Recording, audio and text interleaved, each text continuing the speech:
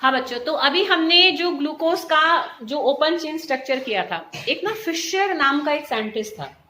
तो फिशर ने जितने भी ऐसे ऑर्गेनिक कंपाउंड्स होते हैं जिसमें कि कायरल कार्बन एटम्स होते हैं, कायरल कार्बन एटम समझते हो, जिसमें चारों बॉन्ड्स 4 डिफरेंट ग्रुप से सेटिस्फाई होती हैं। अब अगर देखो मैं ग्लूकोज को ही देखो इस तरीके से करके बनाऊं, देखो ये जो हमारे इस तरीके से 4 कार्बन थे, ठीक है, ये हमारा OH, H, सिर्फ थर्ड कार्बन में हमारा OH इधर था। तो ये अभी हमने ग्लूकोज का स्ट्रक्चर देखा था। फिशर क्या करता है, तुम यहाँ ध्यान से देखो तो कौन कौन सी कार्बन इसमें तुम्हें कायरल नजर आ रहे होंगे, जिसमें 4 बॉन्ड 4 डिफरेंट ग्रुप से सेटिस्फाई हैं। पहचान सकते हो वो कौन कौन से कार्बन है? क्या ये है? बताओ, ये कायरल है? कैसे है ये कायरल, बताओ। ये खोलोगे तो ये ऐसे बनेगा, इसमें तो दोनों बॉन्ड इसकी ऑक्सीजन से हो गई, ठीक है। तो जो डबल और ट्रिपल बॉन्ड वाले हैं वो नहीं आएंगे कि उनकी तो सेम एटम से बॉन्ड हो गई। फिर देखो क्या ये कायरल है? ये है कायरल। अब देखो कैसे पहचानोगे कि कायरल कैसे है। देखो इसकी एक बॉन्ड इससे है, एक बॉन्ड इससे है, एक बॉन्ड इससे है और एक बॉन्ड इससे है। अलग अलग हो गए चारों ग्रुप, ठीक है ना? नहीं बेटा, इसकी इस पूरे ग्रुप से है, CHO से। हम क्या कहते हैं, chiral carbon atom is that atom which is bonded with 4 different groups और एटम्स।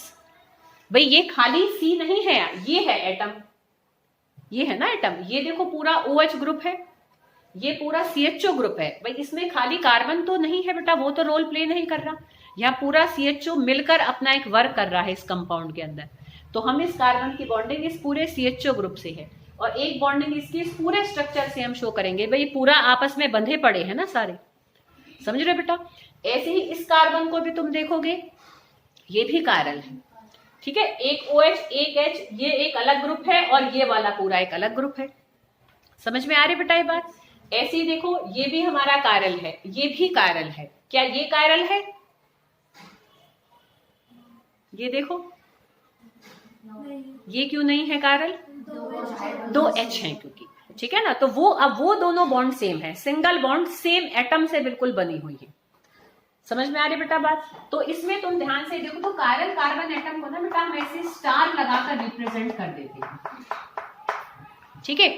जो स्टीरियो आइसोमर्स होते हैं, स्टीरियो आइसोमर्स बेटा क्या होती हैं कि भाई स्पेस में कितनी डिफरेंट अरेंजमेंट किसी की बन सकती हैं।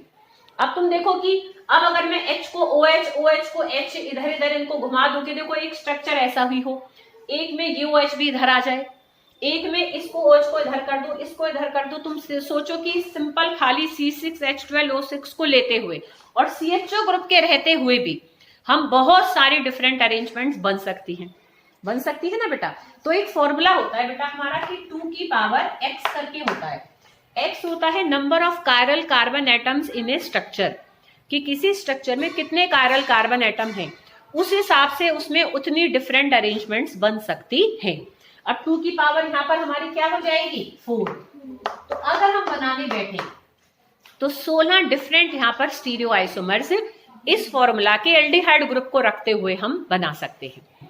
समझ में आ रही बात? जिसमें से ये वाली जो अरेंजमेंट है वो ग्लूकोज के लिए असाइन करी गई है, क्योंकि उसकी ज्यादातर प्रॉपर्टीज फिजिकल केमिकल इस पर्टिकुलर अरेंजमेंट से एक्सप्लेन होती हैं।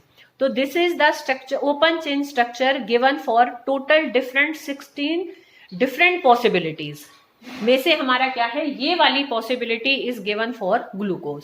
समझ रहे हो बेटा? तो जिनमें भी कायरल कार्बन एटम आते, फिशर उनके जो स्ट्रक्चर्स बनाता है, फिशर ने ना स्टीरियो केमिस्ट्री पर बहुत वर्क किया था।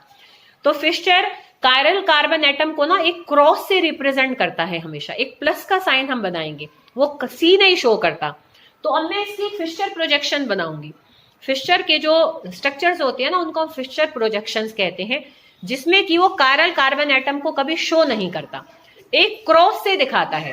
क्रॉस समझते हो ना, जैसे कि उनका क्रिश्चियंस का साइन होता है ऐसे प्लस का, ठीक है। तो देखो हम इसको अब इसी स्ट्रक्चर की हम फिशर प्रोजेक्शन बनाएंगे। देखो फिशर प्रोजेक्शन बेटा कैसे बनेगी इसकी, यहां देखो हम 4 क्रॉस बनाएंगे क्योंकि 4 कार्बन एटम है। तो देखो 1 2 3 4, ठीक है। तो ये हर पॉइंट एक कार्बन एटम को रिप्रेजेंट कर रहा है। अब इस फिशर प्रोजेक्शन से हम इसका साइक्लिक स्ट्रक्चर आगे चल के बनाने वाले हैं, ठीक है।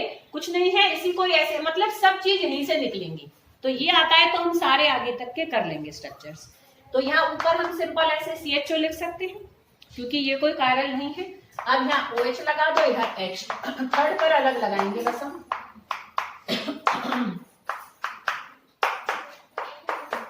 तो this is the Fischer projection for glucose, ठीक है बेटा, D प्लस ग्लूकोज कि ये फिशर प्रोजेक्शन है। कोई दिक्कत? अच्छा, अब हम इस स्ट्रक्चर की लिमिटेशंस करने जा रहे हैं कि कुछ ऐसी बातें भी थी जो स्ट्रक्चर से एक्सप्लेन नहीं हो पाई थी, तो उसके लिए फिर और स्ट्रक्चर्स पे जब वर्क शुरू हुआ तो इसका साइक्लिक स्ट्रक्चर भी हमें मिला, ठीक है। देखते हैं कितना हो पाता है। तो अब देखो बेटा, limitations of open chain structure. तो देखो, एक तो तुम्हें ध्यान हो तो एल्डिहाइड कीटोन का सबसे पहला केमिकल रिएक्शन हमने किया था addition of sodium bisulphide, NaHSO3 को जब हम ऐड करते हैं एल्डिहाइड और कीटोन में, एक वो रिएक्शन था। देखोगे ना, ध्यान आएगा, जाके बेशक देखना। तो NaHSO3 के साथ ग्लूकोज रिएक्शन शो नहीं करता, जबकि सारे एल्डिहाइड कीटोन जब करते हैं तो ये क्यों नहीं करता, ठीक है। तो एक इसकी लिमिटेशन थी। एक जो अलग लिमिटेशन थी, बड़ी अलग सी थी वो, कि देखो जब कभी भी हम किसी के क्रिस्टल्स बनाते हैं, ठीक है। अब जैसे कि तुम क्रिस्टल्स बनाओगे, अभी हम करेंगे उसको। तो अब जब हम क्रिस्टल्स को बनाते हैं ना, तो क्या होता है कि जैसे मान लो किसी के हमें प्योर क्रिस्टल्स निकालने हैं, जैसे कॉपर सल्फेट के अगर हम बनाते हैं तो हमारे पास जो कॉपर सल्फेट होता है बॉटल में वो इम्प्योर होता है। तो पानी में हम, उसमें कुछ नहीं होता, बड़ा आसान होता है बनाना। इम्प्योर को पानी में घोल देंगे, कम से कम पानी में घोलेंगे। घोलने के बाद उसको गर्म होने के लिए रख देते हैं। थोड़ा बहुत पानी उड़ जाता है, हम ऐसे टेस्ट करते हैं, ऐसे थोड़ा ग्लास रॉड को डिप करके थोड़ा सा फूक मार के कि कुछ जम रहा है कि नहीं जम रहा है। जैसे ऐसे लगता है ना जमना शुरू हो गया, तो हम कहते हैं क्रिस्टलाइजेशन पॉइंट आ गया। हम उतार देते हैं उसको गैस पे से और ठंडा होने के लिए रख देते हैं। तो ठंडा हो, जब थोड़ी देर बाद ठंडा हो जाता है तो तुम देखोगे कि उसमें से ना ब्लू कलर के क्रिस्टल्स बाहर निकलते हैं। समझ रहे हो? प्योर चीज सबसे पहले जमकर बाहर निकल आती है, इम्प्योर इतनी जल्दी नहीं जमती। इम्प्योर तो घोल में ही रह जाती है, प्योर पहले जम के बाहर निकल जाती है, हम उसको छान के अलग कर लेते हैं। तो इस तरीके से crystals is the purest form of any solid compound. तो क्रिस्टल्स की फॉर्म में वो सबसे प्योर होते हैं। समझ में आ रही बेटा बात की इम्प्योरिटी घुली रह गई और प्योर हमारा बाहर आ गया। आ रही बेटा बात समझ में? तो जब हम क्रिस्टल्स हमने ग्लूकोज के इस तरीके से ही बनाई, तो हमने कुछ बातें ऑब्जर्व करी। हमने ये देखा कि हमने गर्म किया और अब ठंडा होने के लिए रखा उसको। तो जब ठंडा होने के लिए रखा तो देखो एक पर्टिकुलर टेम्परेचर होगा। देखो कि जब हमने उसको ठंडा करने के लिए रखा तो देखा 303 केल्विन पर, क्योंकि थर्मामीटर से टेम्परेचर भी नोट कर लेते हैं भाई इसका क्रिस्टलाइजेशन का टेम्परेचर क्या था। जस्ट जब जो ऑब्जर्व कर रहा होता है ना बेटा, जब कोई बड़ा कोई ऐसे रिसर्च वर्क करता है तो वहीं बैठा रहता है, 4-4 घंटे उसको लैब में ही बैठना पड़ता है, क्योंकि उसको देखना होता है कि कब चीज स्टार्ट हुई एकदम से, ठीक है ना। तो जब हमने देखा कि क्रिस्टल बाहर निकल रहे हैं तो 303 केल्विन पर क्रिस्टल्स बाहर निकलने शुरू हुए, थोड़े से निकलकर जम गए, उनको बाहर निकाला। अब देखो छान के बाहर निकाल लिया और वो पानी छोड़ दिया। फिर किसी का ध्यान गया कि 371 केल्विन पर फिर क्रिस्टल बाहर निकलने लग गए। मतलब 2 बार निकले क्रिस्टल, एक बार निकल के जम गए, निकाल लिया, वो पानी छोड़ दिया किसी ने चाइना डिश में या जिस भी बर्तन में वो कर रहे थे, तो 371 केल्विन पर फिर से क्रिस्टल निकलने शुरू हो गए। समझ में आ रही बेटा बात? पहले उल्टा 371 वाला निकलेगा जब हम डाउन करेंगे, है ना। 371 तो पहले आएगा ना टेम्परेचर, जब और ठंडा करेंगे तो 303 बाद में आएगा, बाद में आएगा ना बेटा। भाई कोई हम चीज ठंडा कर रहे हैं तो मतलब 2 टेम्परेचर पे, वो 2 टेम्परेचर कौन कौन से थे? एक 371 केल्विन पर और एक 303 केल्विन पर। 2 अलग अलग टेम्परेचर ऑफ क्रिस्टलाइजेशन थे। हमें 2